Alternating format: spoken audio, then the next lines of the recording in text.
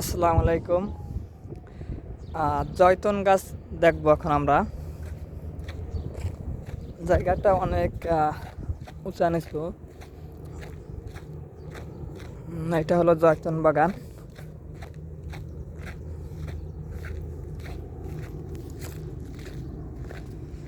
এই যে এটা হইলো জয়তুন গাছ।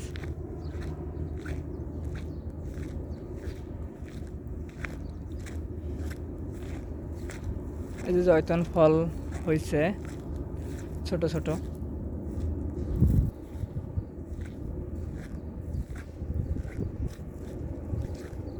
আর লিবিয়াতে অধিকাংশ জায়গায় আপনার জয়তুন গাছ, এরা জয়তুন গাছ মানে বেশিরভাগই পাহাড়ের মাঝখানে জয়তুন গাছ সব।